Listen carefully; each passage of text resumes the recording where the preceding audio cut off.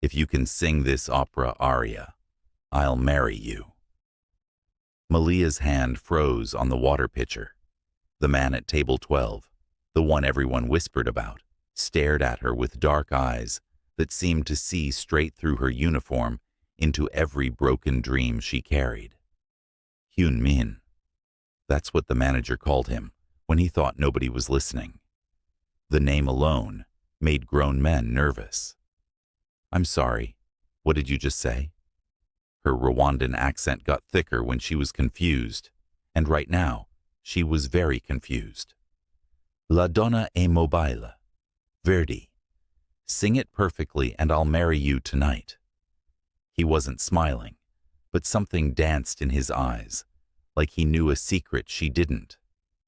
The restaurant went quiet. Forks stopped moving. Her co-worker Rashida grabbed her arm, but Malia shook her off because something about his challenge made her grandmother's voice echo in her head. The one that used to say she could have been great if only they'd had the money for real training. "You're serious right now?" She set the pitcher down harder than she meant to. "I don't joke about opera or marriage." He leaned back in his chair like he owned the place, which apparently he did based on what she'd overheard. "So, can you or can't you?" Every rational thought told her to walk away. But she'd spent 3 years serving entitled customers who looked through her like she was furniture, and something about his certainty made her want to prove him wrong, or right, or something. She opened her mouth and sang. The Italian poured out like she'd been saving it. Yeah. Like every night she'd hummed herself to sleep in her tiny apartment was practice for this exact moment. Her grandmother had taught her before the war scattered their family across 3 countries. Before Malia ended up here, with nothing but her voice and expired papers, she was terrified someone would check. When the last note faded, nobody moved. Hyun Min stood up slowly, pulled a small box from his jacket, and opened it. A ring sat inside, diamonds that caught the light and threw rainbows across the table. I meant every word. He said it simply, like he was ordering coffee instead of proposing to a stranger. "You're actually crazy." But her heart was doing something weird in her chest, something like hope mixed with terror. "Maybe. But my grandmother's will says I have to marry someone who can sing that aria before my 35th birthday, or I lose everything she left me. That's in 4 days." He stepped closer. "And you just sang it better than anyone I've heard in 2 years of searching. So I'm, what, a business transaction? You're my solution. I'm yours too, probably." He tilted his head. "I checked your visa status. It expired 6 months ago. You're 1 bad day from deportation." Her stomach dropped. "How did you? I know things. It's what I do." His voice got quieter. "Marry me, and you get papers, citizenship, money, safety. I get my inheritance. Everybody wins something they need." Rashida was making frantic hand gestures from across the room. The manager looked ready to pass out. Every sensible part of Malia's brain screamed this was insane. "Okay," she heard herself say. Hyunmin's eyebrows rose slightly like maybe he hadn't expected her to agree. "Okay? But I have conditions." She crossed her arms even though her hands wanted to shake. "I'm not just some decoration you wheel out when you need to prove you're married. I want a real life, not a cage." "Deal." He slid the ring onto her finger before she could change her mind. "We get married tomorrow. Courthouse opens at 9. The ring fit perfectly, and Malia wondered if that meant something, or if she was already looking for signs in random coincidences, because her whole life had just turned sideways in under 5 minutes. "Welcome back, my besties. It's really good to have you back for this one. You might think you know where this is going. You don't. Drop a comment if you're already obsessed and need answers. Subscribe so you never miss a story that keeps you guessing until the very end. Comment your current theory about what's really happening here. Then keep watching. Because the truth is wilder than anything you're imagining right now. The courthouse wedding was strange and fast, and felt like watching someone else's life happen. Hyun Min's driver, Jin Seok, stood as their only witness, looking at Malia with an expression she couldn't quite read. Something between respect and concern, maybe. The official rushed through the vows, like he was scared of taking too much of Hyun Min's time. "You may kiss the bride," the official said, already reaching for the next form. Hyun Min glanced at her. "Do you want to, or should we skip it?" "Skip it," Malia said quickly, and tried to ignore the weird disappointment that flickered through her chest. When they signed papers, she became Malia Kwan in the space of a signature. Her new husband, that word felt foreign and strange, led her to a black car that probably cost more than everything she'd ever owned combined. "Where are we going?" she asked as Jin Seok pulled into traffic. "Home. You're home now too." Hyun Min loosened his tie. "I had your things moved from your apartment this morning. Hope that's okay." "You moved my stuff before I even agreed to marry you?" I was confident. The corner of his mouth quirked up. "You had that look." "What look?" "The one that says you're tired of being powerless." He met her eyes. I recognized it. Something about the way he said it made Malia think he understood more than he was saying. But before she could ask, the car stopped in front of a building that stretched toward the sky, like it was trying to escape the ground. The penthouse made her old apartment look like a storage closet.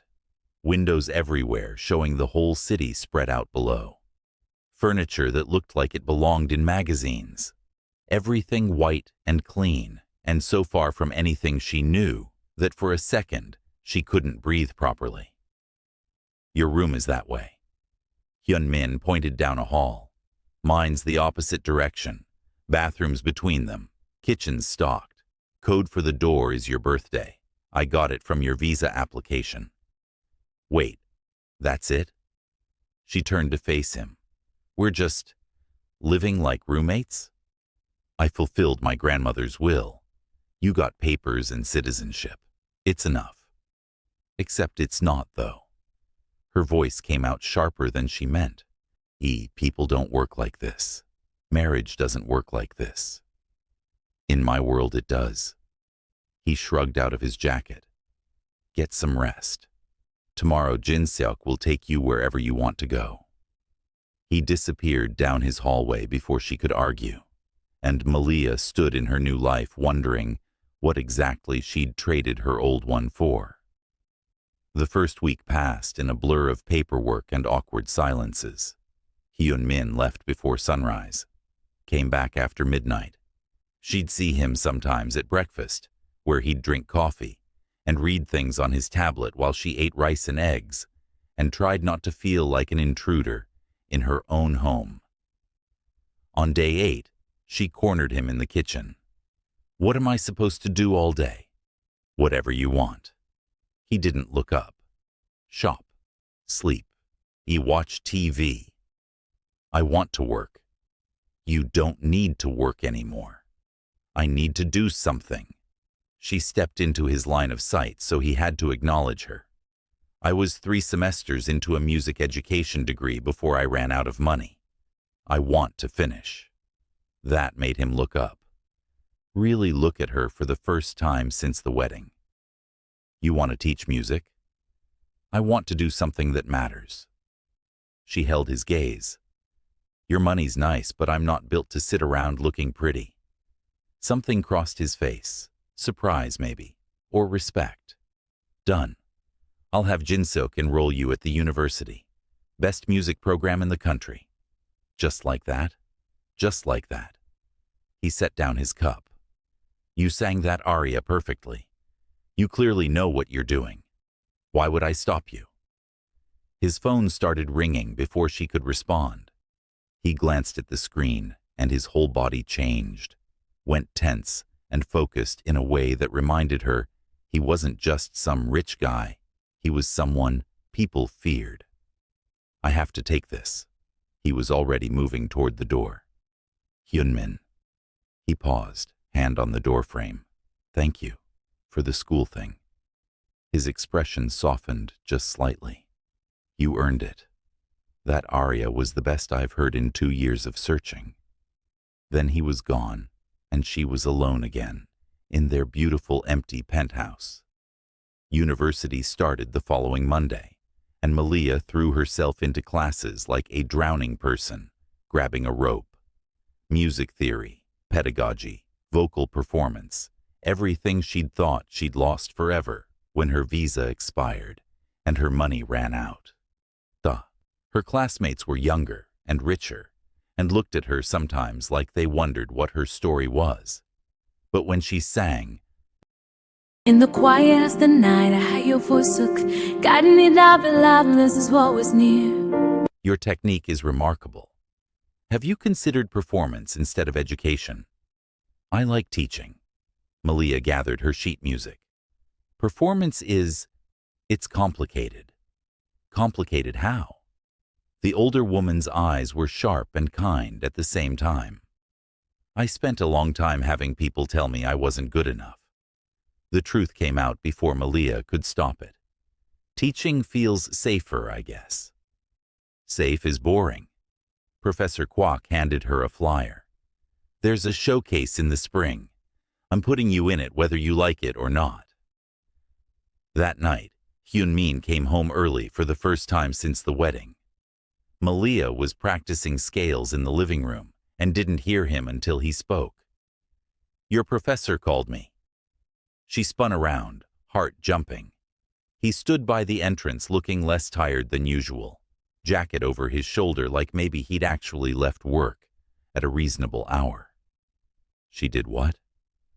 Professor Kwok wanted permission to put you in some showcase. He crossed to the windows. I said yes, obviously. You can't just make decisions about my life without asking me. But even as she said it, Malia felt something warm unfold in her chest, because he'd said yes, because he'd taken the call, because maybe he cared a little bit. Would you have said no? He turned to look at her. That's not the point. Isn't it, though? He moved closer. You're incredible, Malia. I heard you just now. Why are you hiding that behind teaching? I'm not hiding. I'm being realistic. She set down her music. Not everyone gets to be the star. But you could be. He said it simply, like stating a fact. You sang that aria in the middle of a restaurant with zero preparation, and it was perfect. You think that's common? Nobody had ever talked about her voice like that, like it was something valuable, instead of just a nice hobby or a party trick. Her grandmother had once, but she'd been gone for 5 years now. Why do you even care? The question came out quieter than she meant. Hyunmin was silent for a long moment. My grandmother was a singer, not professionally, but she should have been. Her family wouldn't let her because it wasn't proper for women back then. His jaw worked. She made me promise I'd find someone who could sing that aria, because it was her favorite. But I think maybe she wanted me to find someone who wouldn't waste their gift, like she had to waste hers. So I'm supposed to be her second chance? Maybe you're supposed to be your own first chance. He held her gaze. But that's up to you. He left her standing there with his words ringing in her ears, louder than any music. 2 weeks later, Malia came home from class to find her grandmother's piano in the living room. She stood frozen in the doorway, staring at the instrument she thought she'd never see again. The same scratches on the bench, the same slightly worn middle C key. Her grandmother's initials carved tiny in the corner, where nobody would see unless they knew to look. How did you... She couldn't finish the sentence. Hyunmin appeared from his office looking pleased with himself. I tracked down the family you sold it to, bought it back, paid extra to have it tuned. This must have cost. Don't care. He waved it off. You kept looking at rental pianos online. Seemed sad. Something cracked open in Malia's chest. She crossed the room and ran her fingers over the keys, and the sound that came out was like coming home after being lost for years. Play something, Hyun-min said from behind her. She played the lullaby her grandmother used to sing, played it with tears running down her face, because she hadn't cried since the wedding, since before the wedding, really, since everything fell apart, and she'd had to become the kind of person who didn't cry. When she finished, Hyun-min was sitting on the couch watching her with an expression she couldn't read. "Thank you," she managed. Nobody's ever done something like this for me." "Well, get used to it probably." He stood, heading back toward his office. "You're my wife. I take care of what's mine." "Is that all I am?" The question stopped him. "Just something you own?" He turned back slowly. "No, but I don't know what else to call it yet." The honesty in his voice caught her off guard. "Yeah, me neither." They stood there looking at each other across the living room, and something shifted between them. Something small but real, like the first crack in ice before it melts. Malia's phone rang in the middle of the night 3 weeks after the piano appeared. Unknown caller. She almost didn't answer, but something made her pick up. "Is this Malia Kwan?" A woman's voice, older, speaking careful English with a thick accent.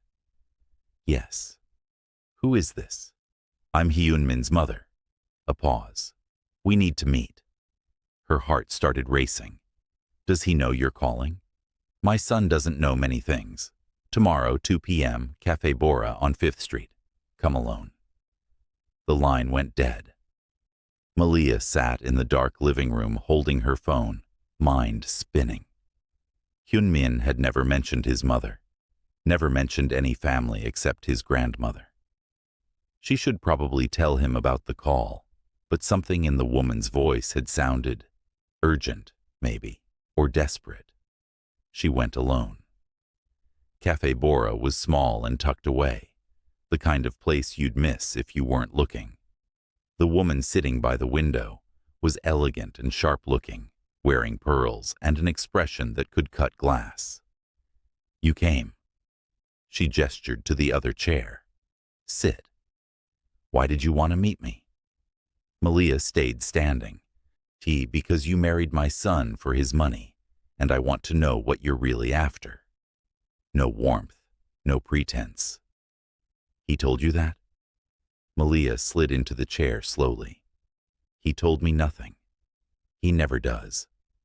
The woman poured tea with precise movements. "I had to find out from my sources that he'd gotten married to some foreign woman nobody's ever heard of. His grandmother's will. I know about the will." Sharp eyes met hers. "I also know that will is a lie." The room tilted. What? There was no marriage clause. His grandmother left him everything regardless. The woman leaned forward. "So why did he really marry you? What are you holding over him?" Malia's mind raced. "He said he needed someone who could sing that aria, and that was the requirement. My mother-in-law loved opera, but she would never force marriage on anyone." The woman's voice got harder. "So I'll ask you again. What do you want from my son?" "Nothing, I don't. We barely talk." Malia set down her untouched tea. "We live in the same place, but we're basically strangers." Something flickered in the woman's expression. "Then why did he buy back your grandmother's piano? Why did he personally call your professor? Why does he come home 3 hours earlier than he used to?" "I didn't know he was doing that." But even as she said it, Malia remembered small things. How he'd started leaving coffee made for her in the mornings. How he'd asked about her classes last week. How she'd caught him listening outside the living room when she practiced. My son doesn't do anything without a reason." The woman stood abruptly. Whatever game you're playing, understand this. If you hurt him, you'll discover exactly what kind of family you married into. She left before Malia could respond, and the tea sat getting cold while Malia tried to understand what had just happened. She didn't tell Hyun Min about the meeting, didn't know how to bring it up without revealing she'd kept secrets. But that night when he came home, she was waiting in the living room instead of hiding in her bedroom. "We need to talk," she said before she could lose courage. He froze halfway through taking off his shoes. "That's never good." "Why did you really marry me?" She stood up, facing him. "And don't say the will because I know that's not true." His expression went carefully blank. Who told you that?" "Doesn't matter. Just, I need the truth." Hyun Min was quiet for so long she thought he wouldn't answer. Then he sighed and sat down on the couch, looking more tired than she'd ever seen him. "My grandmother didn't have a marriage clause in her will." "You're right." He rubbed his face. "But 2 years ago I met someone. Thought I loved her. Thought she loved me. Turns out she was working for my competitor, feeding him information, waiting for the right moment to destroy me." "What happened to her?" "She disappeared before I could confront her. Probably got paid and left the country." He laughed, without humor. "My grandmother told me before she died that I needed to find someone real, someone who wanted nothing from me, someone who wouldn't see me as what I am." "A criminal?" Malia said quietly. I prefer businessman, but yeah, basically." He looked up at her. "When I heard you sing that night, you weren't trying to impress anyone. You were angry and defiant, and you sang like you had something to prove to yourself, not to me. And I thought, maybe here's someone who won't pretend. So you trapped me in a marriage. I gave you an option. You chose it." But his voice was gentle. "Look, I know this isn't normal. I know I should have been honest from the start, but I was scared that if you knew the real reason, you'd think it was just as fake as everything else." Malia sat down beside him, careful to leave space between them. "Your mother threatened me today." "She what?" His voice went sharp. "She thinks I'm using you for money." Malia pulled her knees up, told me I'd regret it if I hurt you. "I'll talk to her." "No, don't." She touched his arm before she could think better of it. "She loves you clearly. She's just protecting you, I guess." Hyun Min stared at her hand on his arm, like he wasn't sure it was real. "Nobody's ever defended my mother to me before." "Well, maybe I'm not like other people." She pulled her hand back. "Look, this whole thing is strange and backwards, but you've done a lot for me. The piano, the school, the papers. I'm not using you. I just want to figure out how to be married to someone I barely know." "Yeah, me too." He smiled slightly. "Want to try something crazy? Crazier than fake marrying a criminal? Let's try being friends first." He held out his hand. "Hi, I'm Hyun Min. I run questionable businesses, and I stress-eat ramyun at 3 a.m. She laughed, despite everything, and shook his hand. "I'm Malia. I sing in the shower, and I'm terrified of pigeons." "Pigeons? They're aggressive, okay?" They stayed up until dawn talking. He told her about growing up between two worlds, his father's expectations and his grandmother's gentleness. She told him about fleeing Rwanda as a child, about her grandmother raising her in Uganda, about coming here with nothing but hope and a voice. When the sun started rising, Hyun Min stood and stretched. "I have a meeting in 3 hours, but this was nice." "Yeah." Malia yawned. "We should do it again sometime. Tomorrow night, I'll bring the good ramyun." She grinned. "Deal." Something had shifted. They were still strangers, still married for strange reasons, but maybe they were becoming something else too. The friendship thing worked better than expected. They started eating breakfast together, so actually talking instead of just existing in the same space. Hyun-min showed her how to play Go and got hilariously competitive when she won 3 games straight. She taught him basic music theory and laughed when he couldn't tell the difference between a half note and a quarter note. "This is impossible," he groaned, staring at her sheet music. "You run a criminal empire, but you can't count to 4. I prefer the term import-export business, and math is different when it's musical." But he was smiling, relaxed in a way she'd never seen him. Jin-seok walked in carrying groceries and stopped short, staring at them sitting on the floor surrounded by sheet music and Go stones. "Is everything okay?" He looked genuinely concerned. "We're having a cultural exchange," Malia said seriously. "I'm teaching him music. He's teaching me strategy." "She's a natural at Go," Hyun-min added. "It's embarrassing, actually." Jin-seok's face did something complicated. "I'm glad you're both happy." After he left, Hyun-min got quiet. "He was my grandmother's driver first. He watched me grow up. He cares about you. He worries I'll end up like my father." Hyun-min started putting the Go stones away. Cold and alone and too focused on business to have a real life. "Are you?" Malia asked. "Like your father?" "I don't know. Probably." He met her eyes, "But maybe less than I was a month ago." Her heart did something weird. "Yeah?" "Yeah." He held her gaze. "You're good for me, probably. Who knew?" They were sitting close enough that she could see the exact shade of brown in his eyes, could count his eyelashes if she wanted to. Yet the moment stretched between them like music building to something. Hyun-min's phone rang. He swore and answered it, and whatever he heard made his whole body tense. "When? How many? I'll be there in 20 minutes. "What's wrong?" Malia asked as he stood. "Work thing. I have to go." He was already moving toward the door, back in business mode. "Don't wait up." "Hyun-min, I'll be fine. Lock the door behind me." He left, and the apartment felt too quiet, too empty. Malia cleaned up their game, trying not to think about whatever danger he might be walking into. He came home at 4 a.m. She was still awake, sitting in the living room pretending to read.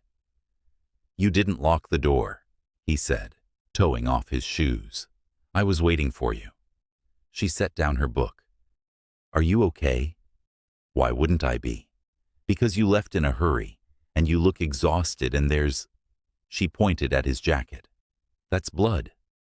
He glanced down like he'd forgotten. "It's not mine." "That's not as comforting as you think." But she got up and pulled him toward the bathroom. "Sit." "Malia." "Just sit down." She found the first aid kit under the sink. "And tell me what happened." "One of my warehouses had some trouble. A rival tried to intimidate my workers." He let her tilt his face toward the light, checking for injuries. "Nobody got seriously hurt, but it was close." "And the blood?" The rival thought he could threaten Jin-seok. He was wrong. Hyun-min's voice went flat. I made sure he understood his mistake. Malia's hands paused. "Did you?" "No. I don't do that anymore." He caught her wrist gently. He encouraged him to find a different city to work in. She believed him, somehow. Finished checking him over and found nothing but bruised knuckles. She wrapped them carefully, aware of how close they were standing, how he watched her face, like he was memorizing it. "You should sleep," she said quietly. "So should you." I was worried. The words came out before she could stop them. "I know we're just whatever this is, but I was worried." "We're friends," he said. "Friends worry about each other. Is that all we are?" The question hung between them. Hyun-min stood slowly, still holding her wrist, and for a second she thought he might kiss her. Then he stepped back. "Get some sleep, Malia." His voice was rough. "We'll talk in the morning." But morning came, and he was already gone. And when they saw each other at breakfast 3 days later, they both pretended that moment in the bathroom had never happened. The showcase was in 6 weeks, and Malia threw herself into rehearsals like her life depended on it. Professor Kwok had chosen 3 arias for her to perform, the one Hyun Min had challenged her with, plus 2 others that made her voice stretch and soar in ways that felt like flying. "You're holding back," Professor Kwok said after one particularly frustrating practice. "Your technique is perfect, but there's no emotion. What are you afraid of?" "I'm not afraid." "You are, though." The older woman's eyes were too knowing. "You're singing like someone who's scared to want things." Malia thought about that on the way home. Thought about her marriage that wasn't a marriage. About feelings she definitely wasn't having for her criminal husband. About how wanting things had only ever led to disappointment before. Hyun Min was in the kitchen when she got back, cooking something that smelled incredible. "You cook?" She set down her bag. "Sometimes, when I need to think." He stirred whatever was in the pot. "Bad rehearsal?" "How did you know?" "You get this line right here when you're frustrated." He touched the space between his eyebrows. "I've noticed it." Something about that he'd been watching her closely enough to notice, made her chest feel tight. "Professor Kwok says I'm holding back emotionally." "Are you?" "Maybe." She hopped up on the counter. "It's safer that way, I guess." Hyun Min was quiet for a moment. "My father used to say emotions were weakness, meant that they made you vulnerable and stupid." He tasted the soup, added more salt. "Took me years to realize he was just scared of feeling things." "Are you? Scared of feeling things?" He looked at her then, really looked. "Terrified, probably. But lately I've been thinking maybe being scared is worse than actually feeling whatever it is I'm supposed to feel." "What are you supposed to feel?" Her voice came out quieter than she meant. "I don't know yet." But the way he said it, the way his eyes stayed on hers, made her think maybe he did know and just wasn't ready to say it. His phone rang before she could push. He checked it and frowned. "It's my mother. I should—" "Answer it."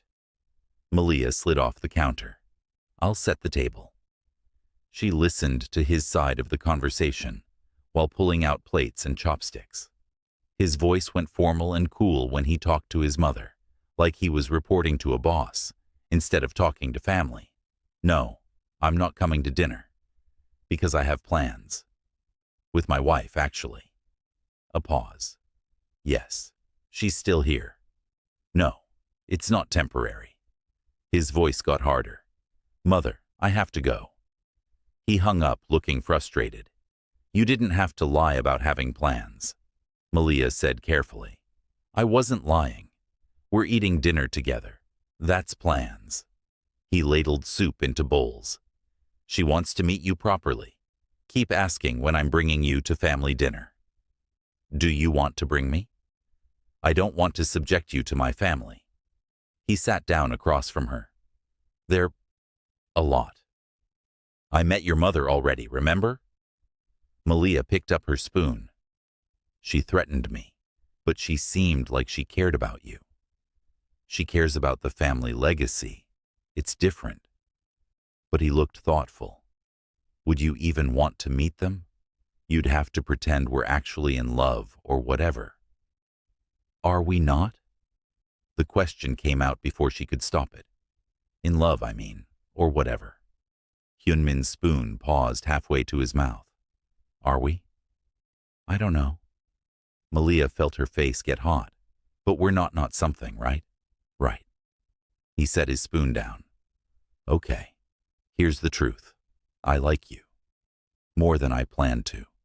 More than I should probably given how this whole thing started. And I don't know what to do about it because the last time I liked someone, it nearly destroyed everything I'd built. I'm not her, Malia said firmly. I know, but I'm still scared. He reached across the table, one not quite touching her hand, but close. So maybe we just see what happens. No pressure, no expectations. Just us figuring it out as we go. I can do that. She turned her hand over so their palms were almost touching. But you have to promise me something. What? Be honest with me. About your work, about your life, about whatever this is between us. She held his eyes. I can handle scary truths better than comfortable lies. Deal. He laced his fingers with hers properly. And you have to promise me something too. What? Stop holding back when you sing. Stop being scared of wanting things. His thumb brushed over her knuckles. You deserve to take up space in the world, Malia. Stop apologizing for existing. Nobody had ever said anything like that to her before. She squeezed his hand and tried not to cry. Okay. They ate dinner with their free hands, not letting go, and it felt like crossing some invisible line they couldn't uncross. 2 days later, she came home to find Hyun Min in the living room with an older man she didn't recognize. They were arguing in rapid Korean, voices sharp and tense. Both men looked up when she walked in. Oh, I'm sorry, I didn't know you had company. She started backing toward her room. Wait. Hyun Min stood. Malia, this is my father. Father, this is my wife. The older man looked her up and down with cold eyes that missed nothing. So this is the singer. Her name is Malia, Hyun Min said sharply. I didn't ask what her name was. His father switched to English, heavily accented. I asked if this is the girl you married, to fulfill some romantic notion of your grandmother's.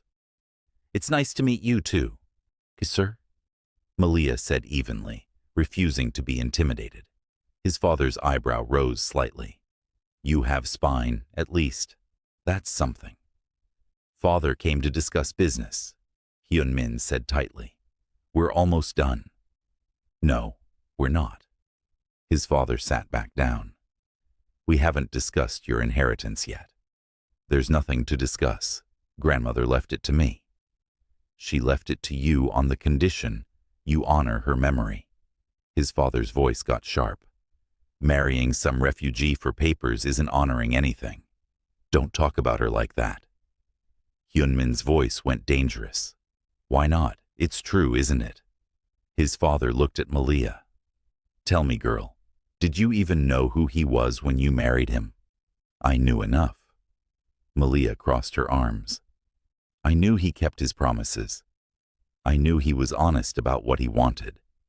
That's more than most men offer. Honesty. His father laughed without humor. My son runs one of the largest import operations in the country, legal and otherwise. Did he tell you that? Did he tell you about the politicians in his pocket?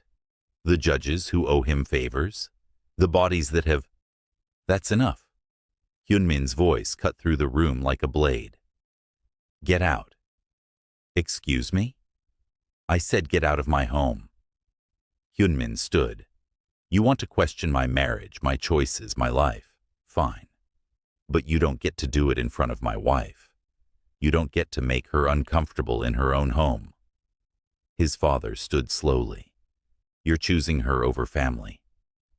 I'm choosing respect over whatever this is. Hyun Min walked to the door and opened it. When you're ready to apologize, you know where to find me. His father left without another word, and the door closing behind him sounded final. Hyun Min stood there for a long moment, hand still on the doorknob, shoulders tight with tension. Malia went to him carefully. Hey, she said quietly. You okay? I just kicked out my father. He turned to face her. That's probably going to cause problems. Good. She surprised them both. He was being terrible. He's always terrible, but he's still my father. Hyun-min scrubbed his hands through his hair. Half my business connections come through his network. This is going to complicate things. Then we'll figure it out together. Malia took his hand. That's what friends do, right? Or whatever we are now. Whatever we are now, he repeated, and something in his expression shifted. Malia, I need to tell you something. Okay. The showcase in 6 weeks. I bought tickets for my whole family. He said it fast, like ripping off a bandage. My mother, my aunts and uncles, some cousins. I wanted to surprise you, but now with my father, maybe I should cancel. Don't cancel. The words came out firm and sure. Let them come. Let them see what I can do. You're not scared? Terrified, actually. She smiled slightly. But you told me to stop holding back, remember? So, I'm not going to.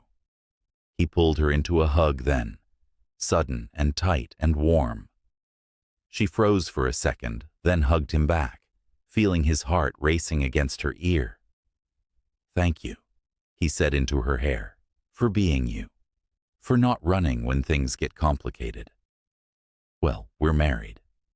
She pulled back to look at him. That's kind of the deal, isn't it? Staying through the complicated parts. Yeah, I guess it is.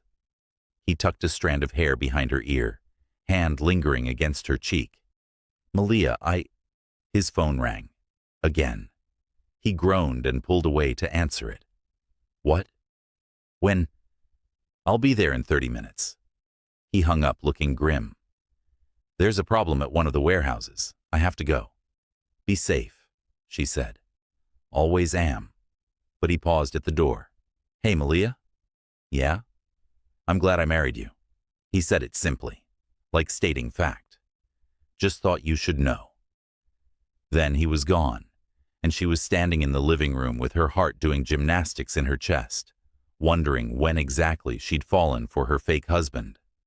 The next 3 weeks passed in a blur of rehearsals and late-night conversations and moments that felt too significant to be casual. Hyun-min started coming to her practices, sitting in the back of the auditorium and watching her sing. She'd look up and find him there, and something about his presence made her voice stronger, braver. You're getting better, Professor Kwok said one afternoon. Whatever you're doing, keep doing it. I'm just practicing more. No. Her professor's eyes were knowing. You're feeling more. There's a difference. Malia thought about Hyun-min teaching her to cook Korean food at 3 a.m. Thought about him leaving little notes around the apartment, reminders about her classes, encouragement before big rehearsals, terrible jokes that made her laugh. Thought about how he'd started reaching for her hand, without thinking, how they'd fallen asleep on the couch together watching movies twice now. How he looked at her sometimes, like she was something precious. Maybe her professor was right. Maybe she was feeling more. The night before the showcase, Malia couldn't sleep. She found Hyun-min on the balcony, staring out at the city lights. Nervous? He asked, without turning around. Completely. She joined him at the railing. Your whole family's going to be there. What if I mess up? You won't. He said it with such certainty that she almost believed him. But even if you did, I'd still be proud of you. Why? Because you're brave. You walked into a restaurant with expired papers and debt you couldn't pay, and you sang anyway. You married a criminal to survive. You're finishing your degree. You're standing on that stage tomorrow. He finally looked at her. That's not someone who messes up. Is that someone who conquers things? Tears pricked her eyes. I don't feel very conquering right now. That's because you're human. He wiped her tears with his thumb. Want to know a secret? Always. I'm nervous too. Tomorrow my whole family sees how much I care about you. How real this has become. His voice dropped.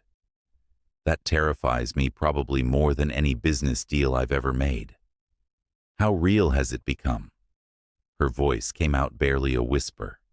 Hyun-min cupped her face in both hands, looking at her like she was the only person in the world. Really real, like scary real, like I don't know what I'd do if you left real. I'm not leaving, she promised. Good, because I think I'm falling in love with you. He said it raw and honest. Actually, I'm not thinking it. I know it. I love you, Malia. You probably have for weeks now, but I was too scared to say it. She kissed him. Just leaned up and pressed her lips to his because words felt too small for what was happening in her chest. He made a surprised sound, then kissed her back, like he'd been waiting forever for permission. When they broke apart, both of them were smiling. I love you too, she said, just so we're clear. Very clear. He kissed her again, slower this time. Tomorrow everyone's going to know. My family, your professor, the whole audience. You ready for that? With you? Yeah, I think I am. They stayed on the balcony until sunrise, talking and kissing and planning their future like it was something real and solid instead of something built on a challenge in a restaurant 6 months ago. Tomorrow would change everything. But tonight, they had each other. In the showcase hall was packed. Malia peeked through the stage curtain and immediately regretted it. Rows and rows of people. Hyun-min's mother in the third row looking severe. His father was absent. Nobody mentioned it, but the empty seat felt loud. Various relatives she'd never met watched the stage with expressions ranging from curious to hostile. And Hyun-min, front row center, watching the curtain like he could see through it to where she was hiding. You're going to be amazing, Professor Kwok said, straightening Malia's dress one last time. Trust yourself.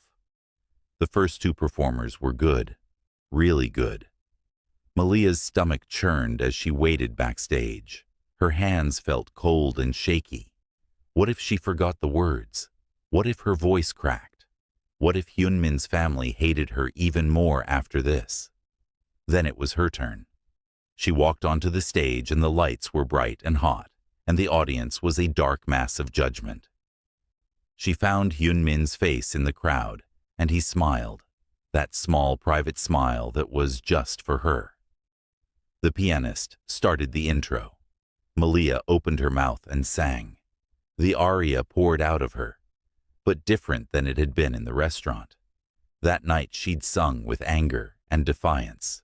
Tonight she sang with love, with hope, with 6 months of healing and growing, and learning that maybe she deserved good things. The music swelled, and she hit the high notes clean and true. She saw Hyun-min's mother sit up straighter, saw his aunts exchange glances, saw Hyun-min himself lean forward with something like awe on his face. When she finished, the silence lasted 3 heartbeats. Then the applause was deafening. Malia bowed, dizzy with relief and joy. She'd done it. She'd actually done it. As she walked off stage, she looked for Hyun-min, but his seat was empty. Panic fluttered. Where had he gone? She found him backstage, pacing like a caged animal. Did you hear? She started.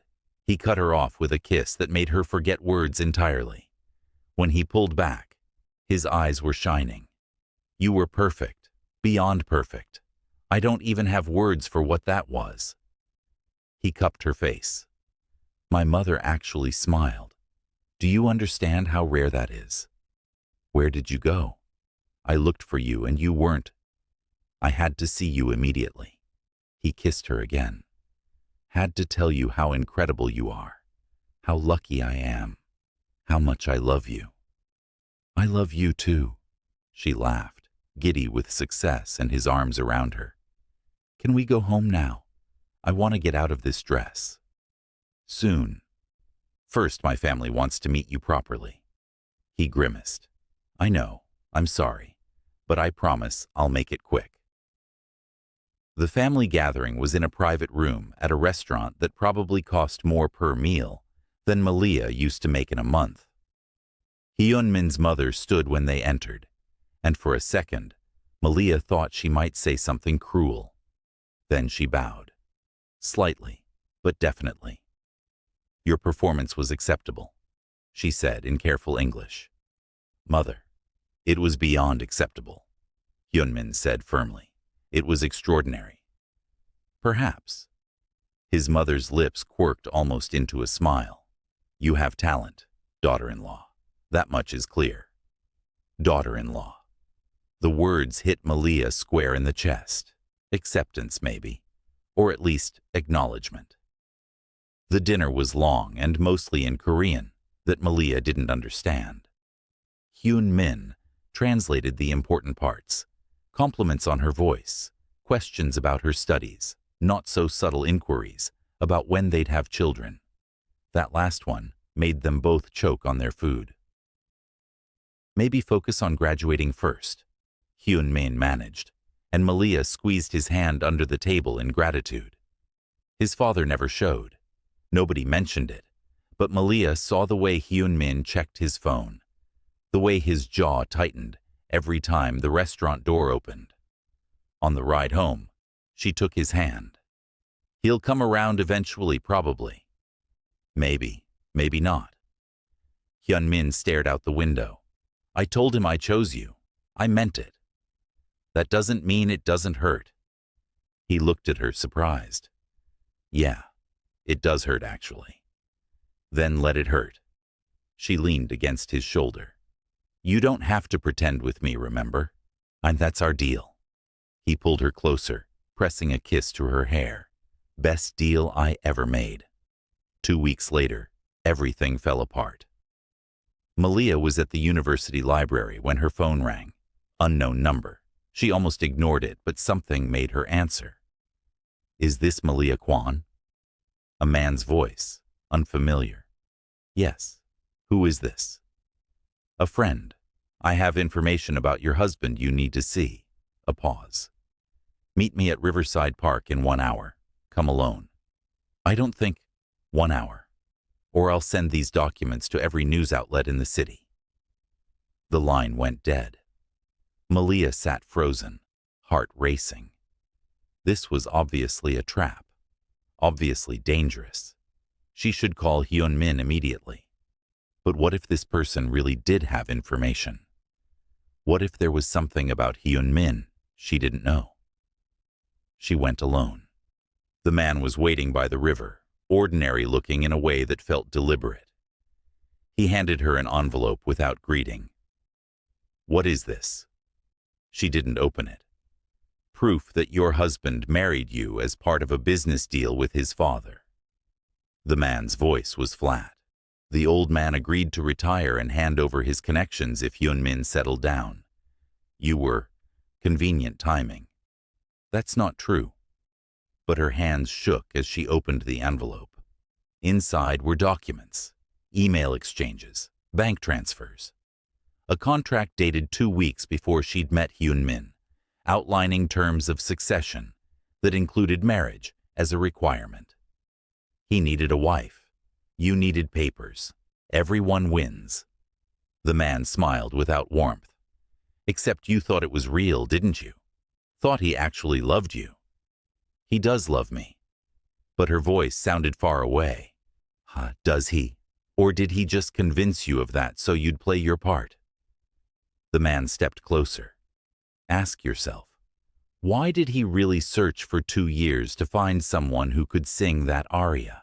Why was he so ready with a ring? Why did everything happen so fast? Malia's mind spun. The proposal had been strange. The quick wedding. The way his mother had said the will was fake. The way his father had called her a convenient romantic notion. Who are you? She managed. Someone who doesn't like seeing women used. He turned to leave. Ask him about the succession contract. See if he tells you the truth. Then he was gone. and Malia stood by the river holding evidence that her whole marriage might be a lie. She went home in a daze. Hyun-min wasn't there, but she could hear him in his office on the phone. She waited in the living room, on the envelope burning in her hands. When he finally emerged, smiling at seeing her, her heart cracked. "Hey, you're home early. I thought you had evening classes." He stopped when he saw her face. "What's wrong?" "I need you to tell me the truth about something." Her voice shook. "Okay." He sat down slowly. "About what?" She threw the envelope on the coffee table. "About this." He opened it, read the first page, went very still. "Malia, is it real?" She stood, unable to sit. "Did your father require you to get married, to take over his business? Was our whole marriage just part of some corporate succession plan?" "It's not that simple." "Yes or no, Hyun-min?" Her voice broke. "Did you marry me because your father required it?" "Yes." He stood, reaching for her. But not for the reasons you think." "Don't touch me." She backed away. "You lied. You made up that whole story about your grandmother's will. You made me think. I thought you chose me. I thought what we had was real." "It is real. Malia, please let me explain." "Explain what?" "How you needed a wife and I was convenient.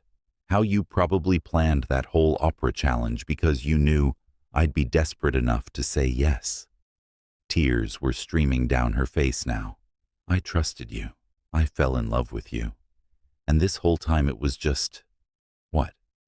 A business arrangement?" "No, it started that way, but it became real." He moved closer despite her backing away. "Yes, my father required marriage as part of the succession contract. Yes, I initially married you to fulfill that requirement. But everything after that was real.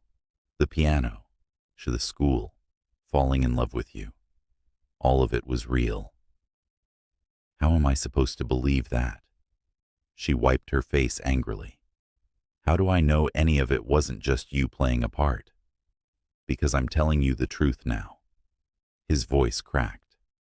"I should have told you from the beginning. I know that. But I was scared you'd say no if you knew the whole story. And I needed you. Not for the business. For me." "That doesn't make this better." She grabbed her bag. "That makes it worse because it means you knew exactly what you were doing when you lied to me." "Where are you going?" Panic edged his voice. "I don't know. Anywhere but here." She headed for the door. "I need to think." "Malia, please don't leave like this. We can work through this." "Can we?" She turned back, and the look on his face made her want to cry harder. "Because right now I don't even know who you are. The man I fell in love with was honest.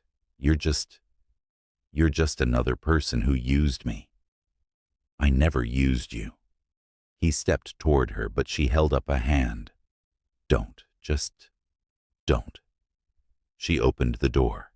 "I'll come back for my things later." "Malia." But she was already gone, running down the hallway, with tears blinding her, trying to outrun the feeling that her whole life had just collapsed again. She ended up at Melissa's apartment. Her old co-worker from the restaurant opened the door, took one look at her face, and pulled her inside. "What happened?" "Everything." Malia collapsed on the couch. "I'm so stupid.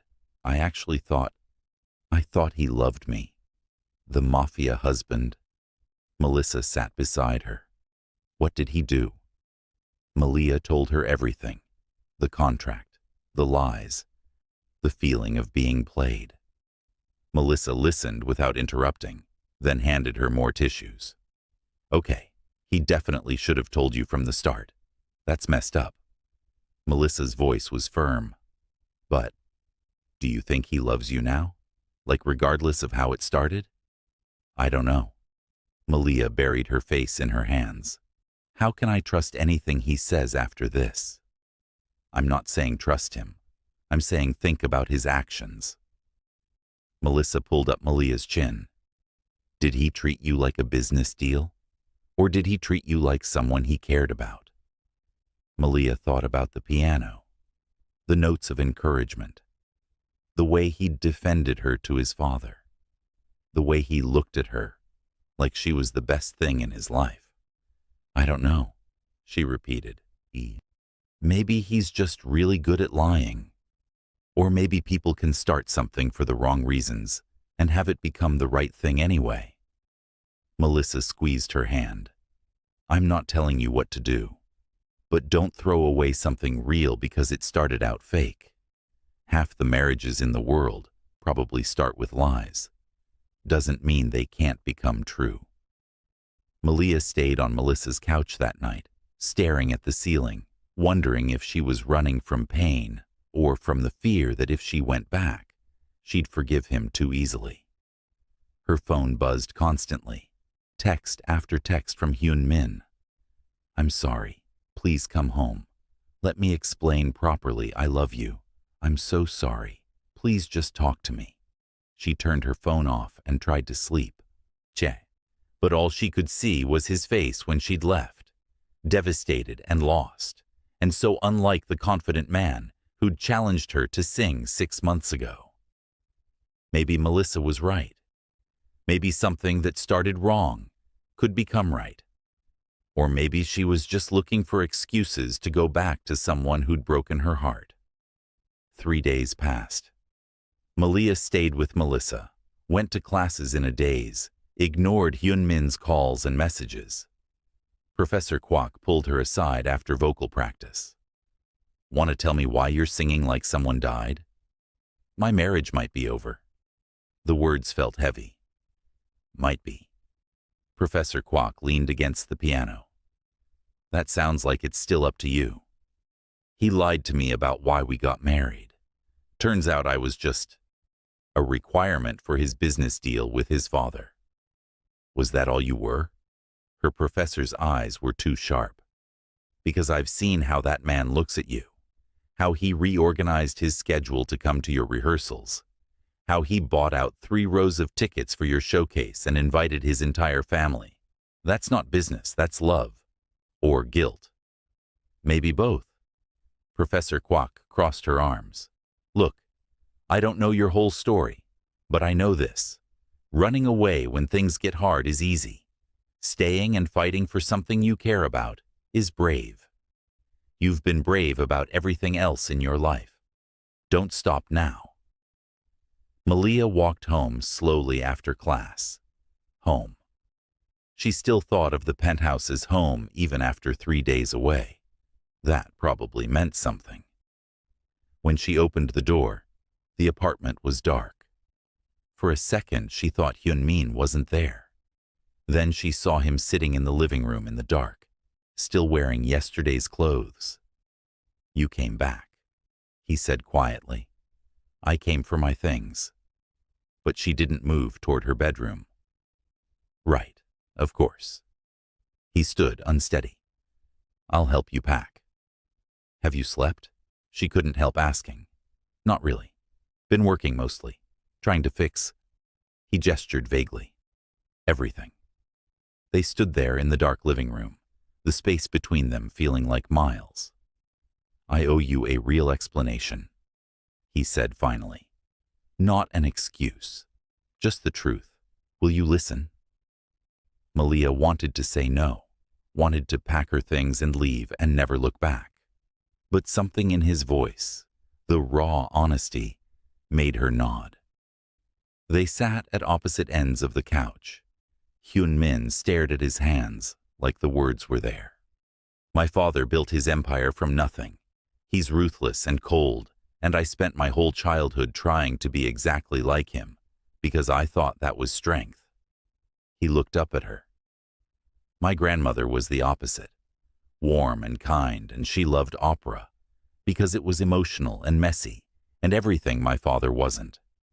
She tried to teach me that feelings weren't weakness, but I didn't listen. Not until she was dying, and she told me I'd become exactly what she'd feared. What does this have to do with lying to me? Everything.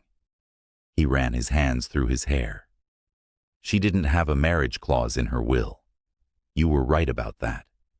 But before she died, she made me promise I'd find someone who made me feel things. Someone real. Someone who reminded me that life was more than business. I promised I would. And then your father made marriage a requirement for succession. Yeah, and I panicked because I had no idea how to find someone real. Everyone I met wanted something from me. Money or connections or status. Nobody just saw me. He looked at her. Then I walked into that restaurant and heard you singing while you worked, and you looked so angry and alive and completely unaware of who I was. And I thought, maybe this is what my grandmother meant. So you proposed on a whim. On a test, he corrected. If you could sing that aria, her favorite, then maybe you were the kind of person she'd have wanted me to find. Someone with passion and courage and talent. They weren't hiding. But you lied about why. I did. And I'm not defending it. But he moved slightly closer. Would you have said yes if I'd told you the whole truth? That I needed a wife for business reasons, but also because I'd promised my dying grandmother I'd find someone real.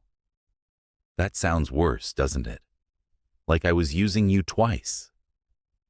Malia thought about it honestly. Probably I would have said no. Exactly. So I simplified it, made it about the will, made it transactional, because transactional I could handle. But then, he reached for her hand, stopped himself. Then I got to know you. You were funny and stubborn, and you played Go better than anyone I'd ever met. You sang in the shower. You left sheet music everywhere. You laughed at my terrible jokes. And somewhere along the way, fulfilling my father's requirement stopped mattering, because all I cared about was making you smile. How do I know that's true? Her voice broke. How do I know you're not just saying what I want to hear? You don't. That's what trust is. He finally took her hand. But I can tell you what I'm going to do. I'm going to walk away from the succession deal. Tell my father he can keep his empire. I don't need it if it means you think I only married you for business. You can't do that. It's your entire life. You're my entire life. He said it simply. Everything else is just what I do. But you're who I am when I'm not pretending to be strong. You're the only person who makes me want to be better instead of just more successful. Tears slid down her face. I don't want you to give up everything for me. Then don't leave. He cupped her face, wiping her tears with his thumbs. Stay. Let me prove that this is real. That I love you for all the right reasons, even if I found you for the wrong ones. Please, Malia, I'm begging. I'll do whatever it takes. She looked into his eyes and saw everything. The fear and love and desperate hope. Saw the man who'd bought back her grandmother's piano, who'd come to every rehearsal, who'd stood up to his father for her, who'd fallen apart when she'd left. No more lies, she said finally, about anything. Your work, your family, your feelings. If we do this, we do it honestly. I promise. No more lies. He pulled her into his arms, holding her like she might disappear. I'm so sorry, Malia. I'm so sorry I hurt you. I'll spend the rest of my life making it up to you if you'll let me. She held him back just as tightly, breathing in his familiar scent, feeling his heart racing against hers. I love you. Even though I'm angry and hurt, and I still don't know if I can fully trust you yet. I love you. That's enough, he said against her hair. We'll figure out the rest. Together. They stayed like that for a long time, holding each other in the dark living room, both crying a little, both knowing they'd almost lost something irreplaceable. The next morning, Hyun Min took her to meet his father. "Are you sure about this?" Malia asked in the car. "No, but it needs to happen." He squeezed her hand.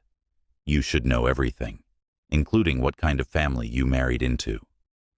His father's office was in a building that looked legitimate from outside, all glass and steel and respectability. Inside was different. Armed guards at every door, people who went silent when Hyun Min passed. His father sat behind a massive desk, he looking older than Malia remembered from the showcase.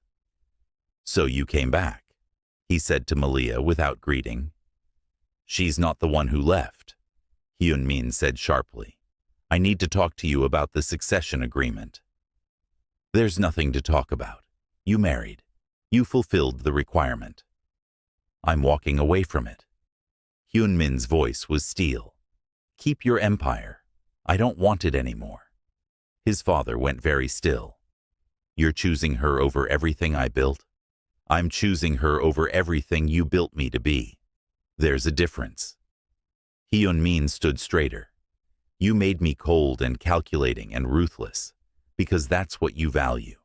But grandmother saw something different in me. Something better. And Malia brings that out. So yeah, I'm choosing her. I chose her 6 months ago when I proposed. I'm choosing her now when I walk away. I'll keep choosing her every day for the rest of my life." "You'll have nothing without my support," his father said coldly. "I'll have everything that matters." Hyun Min took Malia's hand. "And I'll build something new. Something that doesn't require me to become you." They turned to leave. Malia's heart was pounding. They were really doing this, walking away from everything. "Wait." His father's voice stopped them. "Sit down, both of you." They sat warily. His father poured 3 glasses of whiskey with steady hands. "My wife died 5 years ago," he said abruptly. "Your mother remarried, Hyun Min, has her own life now, and your grandmother. She was the only person who ever told me I was wrong." He slid glasses toward them. "I built this empire because I thought power was the only thing that mattered. Your grandmother spent 40 years trying to teach me different. I didn't listen, even when she was dying, even when she begged me to let you be happy instead of successful. I didn't listen." "Why are you telling us this?" Hyun Min asked. "Because you're right." His father's voice roughened. "I did make you cold. I taught you that feelings were weakness, and when your grandmother died, I realized I'd successfully turned my son into someone who couldn't feel anything. The succession requirement was my attempt to fix that, to force you to build something real with someone. By making marriage a business transaction," Malia spoke for the first time, "I'm not good at emotions.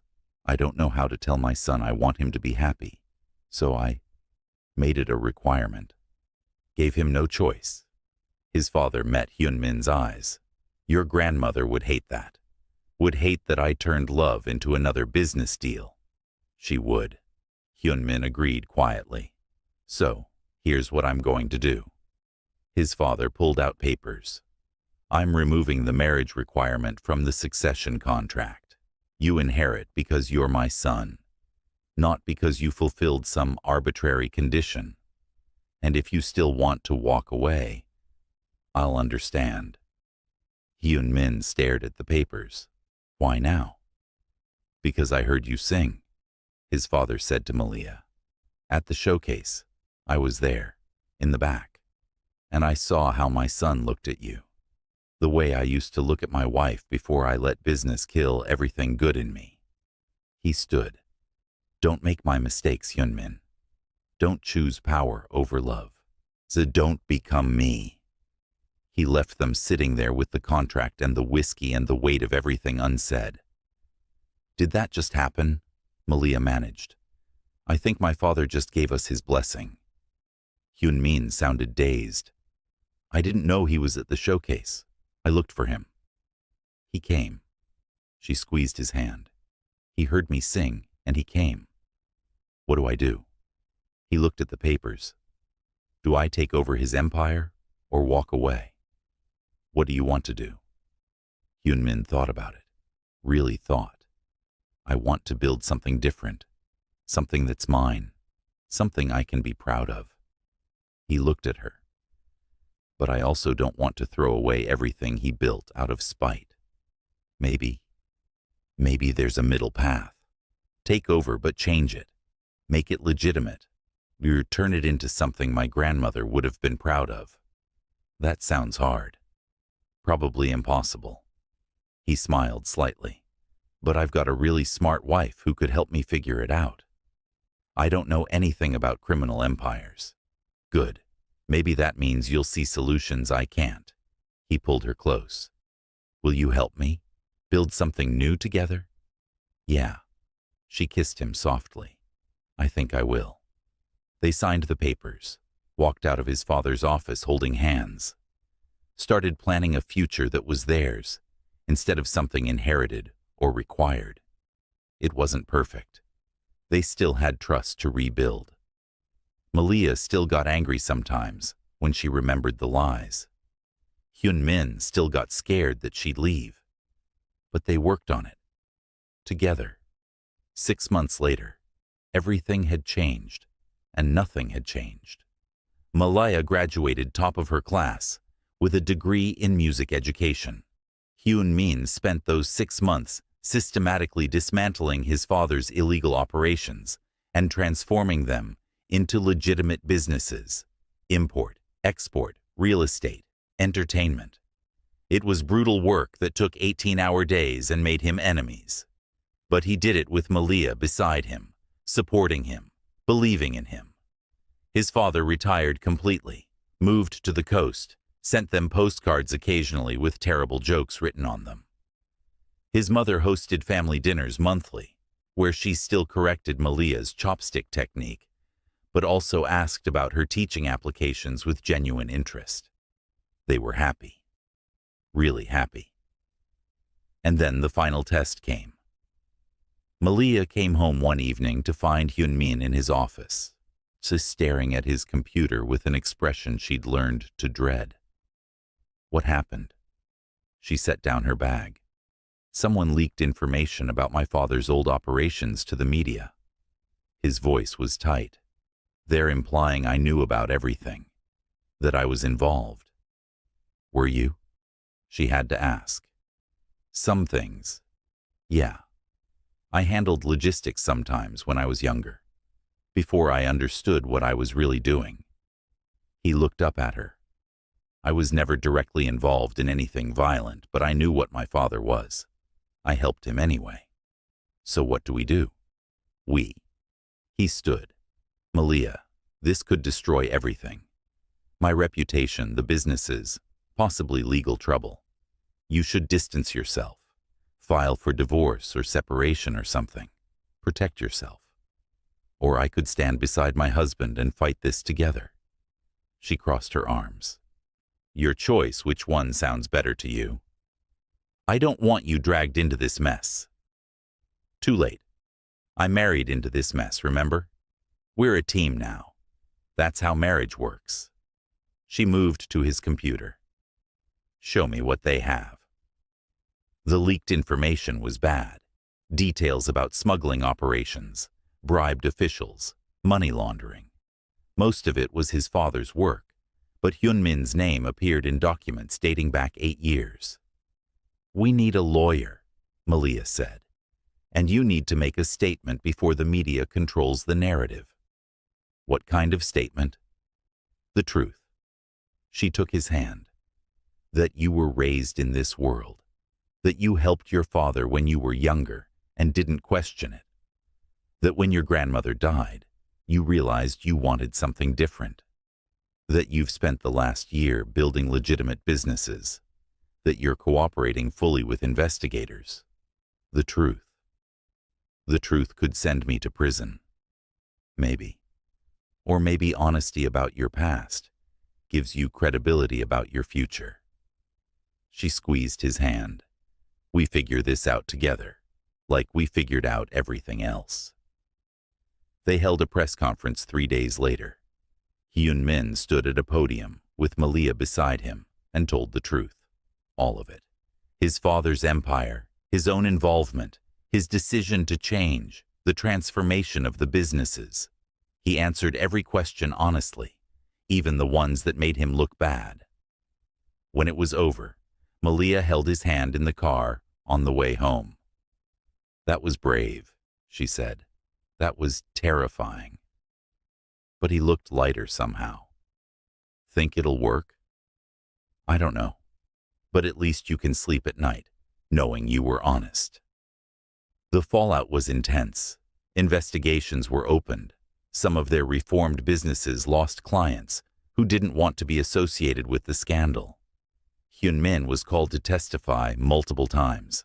But slowly, public opinion shifted. People saw a man who'd been born into crime, who'd made mistakes, but who was actively trying to do better. Articles appeared praising his transparency. Some of the businesses recovered. New clients came specifically because they believed in second chances. It took a year for everything to settle. A year of stress and uncertainty and late-night strategizing.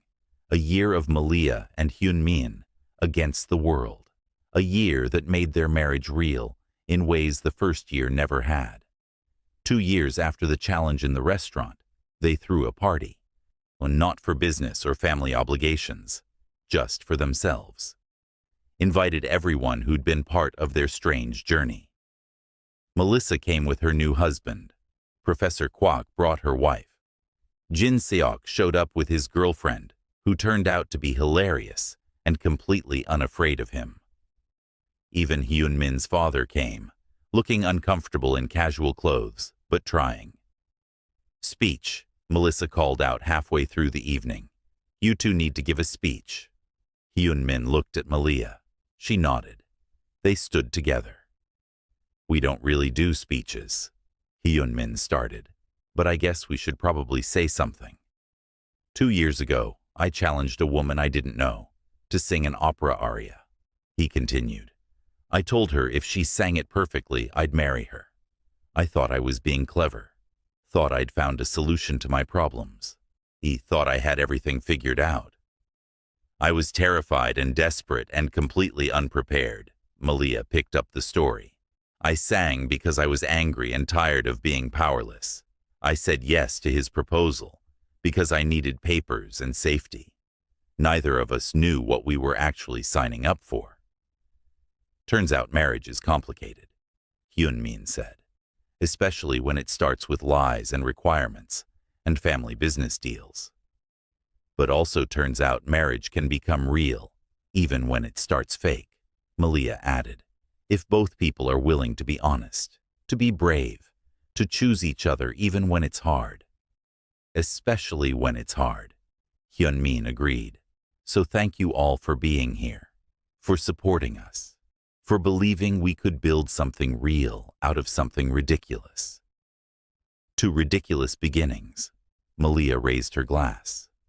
"To real endings," Hyun-min finished. Everyone cheered. The party continued. Later that night, after everyone had left, Malia and Hyun-min stood on their balcony looking at the city. "Do you ever regret it?" she asked. "That night in the restaurant?" "Not even a little bit."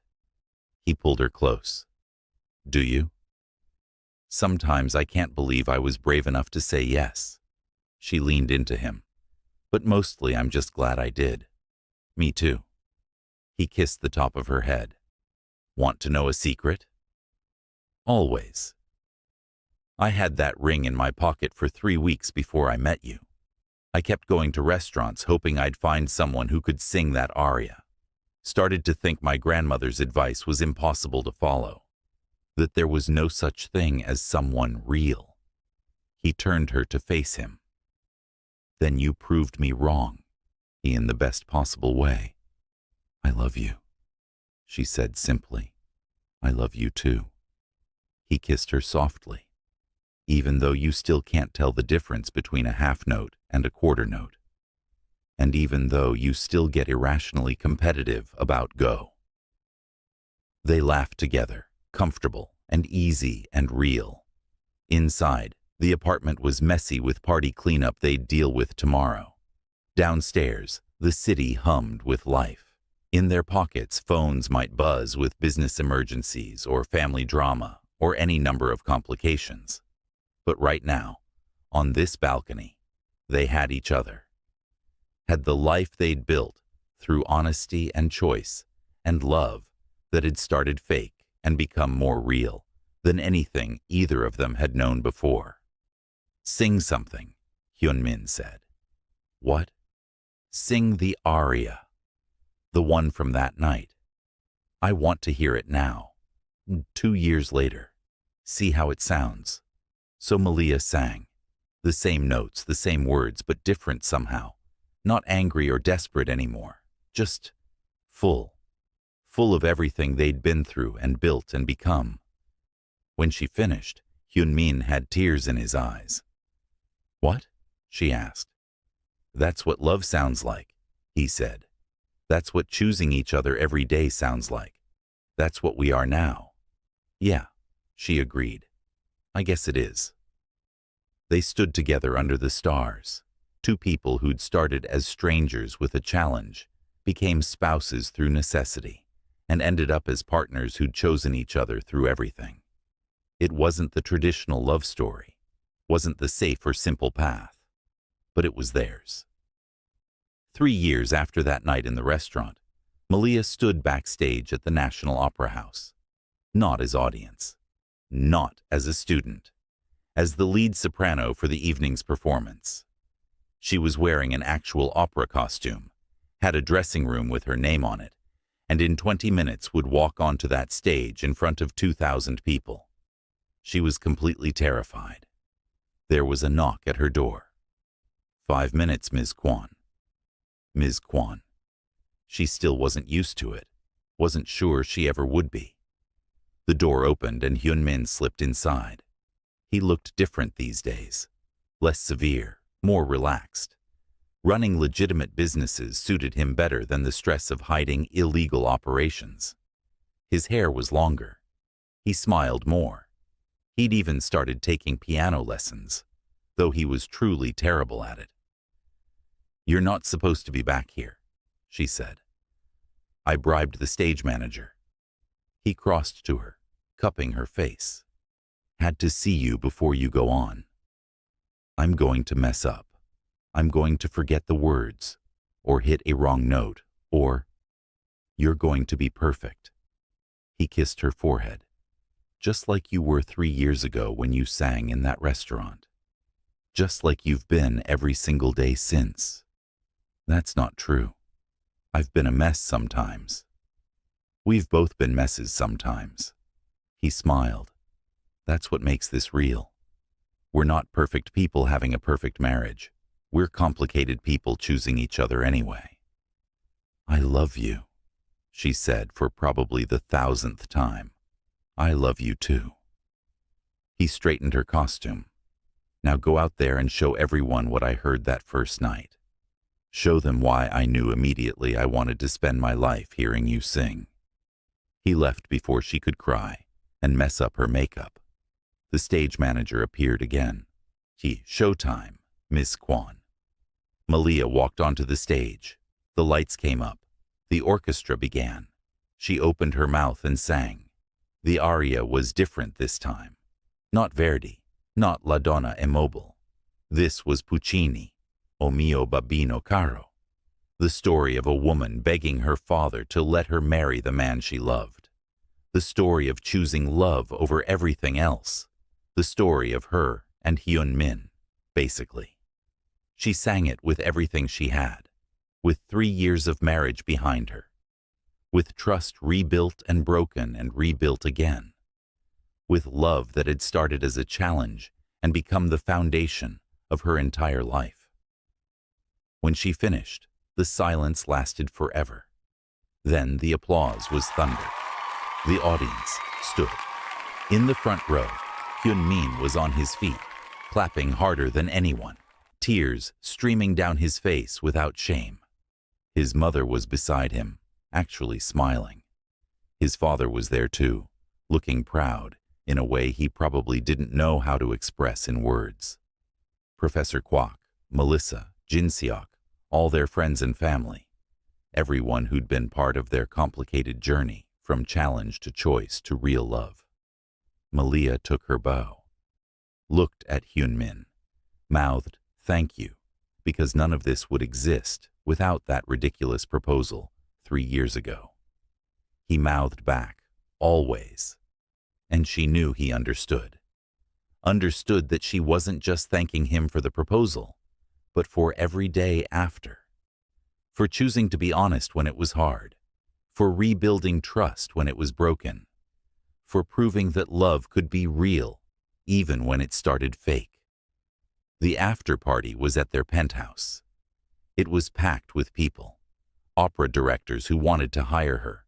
On business partners of Hyunmin's who'd become genuine friends. Family members who'd eventually accepted their strange story. Malia escaped to the balcony for air. The city spread below her, lights everywhere, life everywhere. 3 years ago, she'd been a waitress with expired papers and no future. Now she was an opera singer, with a husband who loved her and a life she'd never imagined possible.